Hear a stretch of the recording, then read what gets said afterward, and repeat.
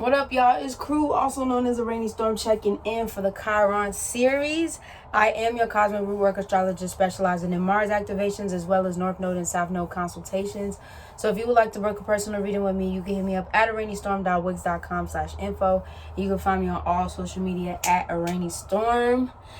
We're going to talk about Chiron first, and then we're going to talk about the energy of Scorpio. And yeah, just how that relates to the Chiron now. So year-wise, even though Chiron was discovered in 1977, I saw that there was also Chiron in 1946, so y'all could take that as you will.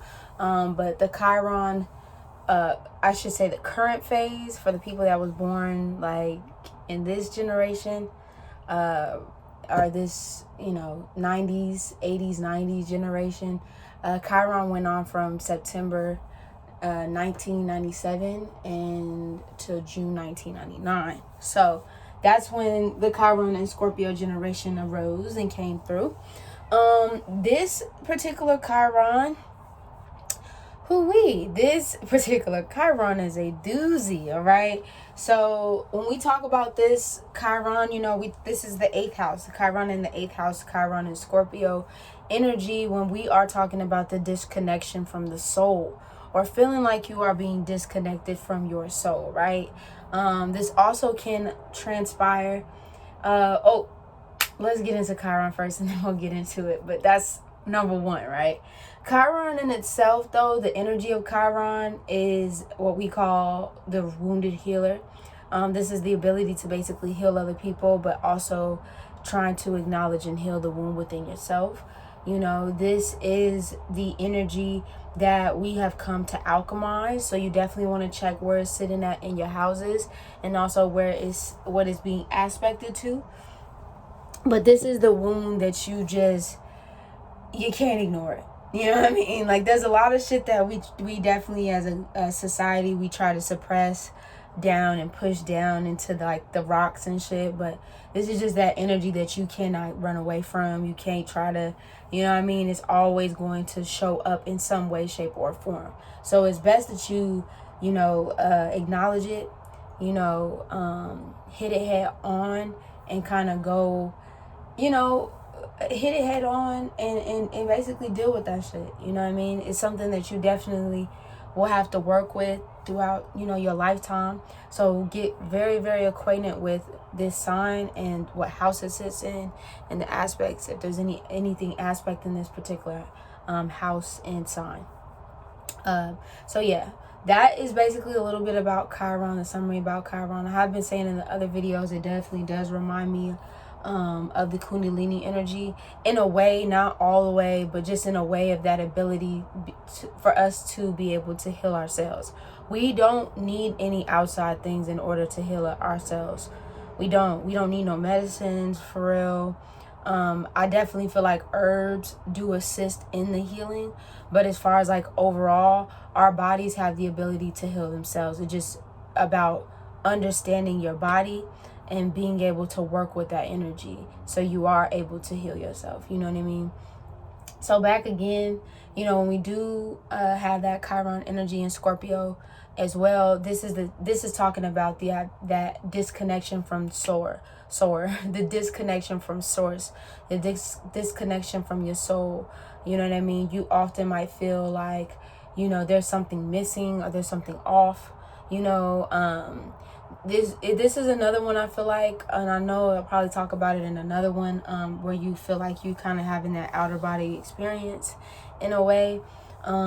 This is also energy with this Chiron is basically the ability to being able to or needing to confront your shadow self. This dance, or what we would like to call the integration of the light and the dark, and being able to kind of bring those two together and knowing that those things are not separate, right? This Chiron also talks about the fear of death and dying, but then also acknowledging the fact that, Phoenix or Scorpio is the Phoenix, right? So knowing that we all have the ability to, go into those ashes and rise up, reborn again, right? Regardless, you know, on this physical world, when you do end up passing away and, you know, and going to whatever you go to or whatever life or whatever, you know, the universe has planned for you, is knowing that your energy will always be the same. You know, you can change outside things about yourself. You can switch the hair up, you know, you can do all of that stuff, but your energy is always going to stay the same. You know, you definitely go through spouts of growth and things like that, but your spirit, once again, will always remain the same, right? This is also having like real, I feel like there's an energy, because this is like fixed water, you know, and Scorpio has the effect of that pulling energy. So this is the ability to be able to pull, you know, paranoia, obsessive behavior, obsessive thoughts, really dark, deep thoughts. I would definitely say for this Chiron, just as far as like healing, definitely, I know it, you know, for Scorpio, I know like the darker colors and stuff like that. Usually if you see like a Scorpio rising, sometimes even Scorpio Mars, but even this Chiron, I feel like, you know, I'm not saying that you got to stay away from darker colors, but I would definitely try to experiment with wearing like lighter, brighter colors, getting a lot of sun, you know, just kind of bringing like getting that balance of light, you know, or bringing that balance of light in to kind of help you with the mood, like your moods, you know what I mean? Or feeling pulled down in that dark space. Like, honestly, I feel, I just see this Chiron being very, it could be, not saying that all, you know, Chiron and Scorpios are like this, but I just see somebody kind of locked up in a room, like locking themselves in a room, like the windows are fucking dark, like, you know what I'm saying, like there's no light coming in the room, like, you know, I could just see a person that is very like sleeping a lot, and there's nothing wrong with getting your rest, but I just see somebody who's like really, you know, that depression kind of sleep. And that's not to say that everybody, you know, we all struggle with depression, so I'm not just saying that this is just a Scorpio thing, but it's because this energy can get so deep, you know, you need something that's going to be able to kind of pull you out of that, you know.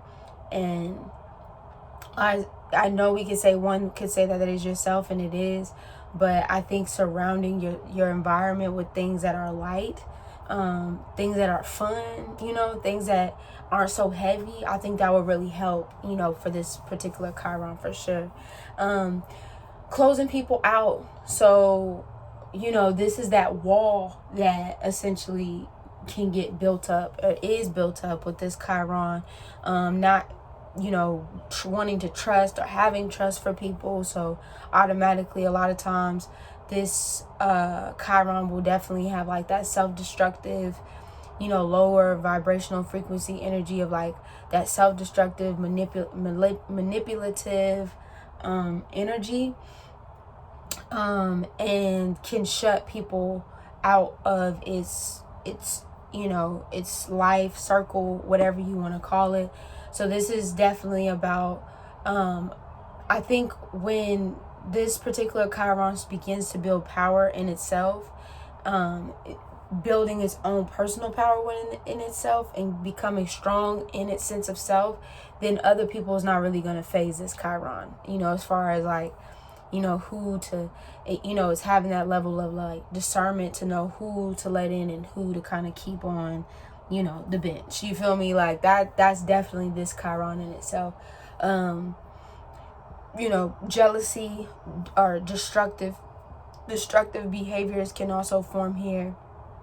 I forget what was, I don't know if it was Mercury in Scorpio or Moon in Scorpio that we talked about this, but I feel like these can also go hand in hand in itself, like seeing, you know, or witnessing somebody else's power and then wanting to take that power, but not realizing that you already have it within yourself. You know what I mean? This Chiron is a very powerful Chiron to have, not only just working with that energy in order to alchemize it, but really understanding that the power that you do seek in other people, you already have it within yourself. You don't need anybody else in order to receive that personal power. It's already built in you. You know what I'm saying? Like I said, understanding that energy never dies. It just transmutes into something else. You know, alchemizing that phoenix energy. You know, understanding your ability to be able to go beneath the surface, to be transformed, to be reborn, and then coming out and rising to the ashes anew. You know, for this energy. Understanding the meaning of life, the things that we don't talk about. So this is the energy, this Chiron is the Chiron of exposure. So Scorpio is good for seeing through the bullshit. This Chiron is very easy to see through the bullshit. So instead of just recognizing or being pessimistic about the bullshit that you see, it's actually, you know, taking that energy and shit, spreading the knowledge, spreading the wealth, you know, and letting people know what it is that you've discovered, and what it is that you see, you know, and being able to build a newer foundation, or assist in the process of being able to build that newer foundation for yourself and also for the world. So that is my summary of Chiron and Scorpio. Like I said, next week we're going to be moving to Chiron and Sagittarius, and we're going to be finishing off in Chiron and Pisces.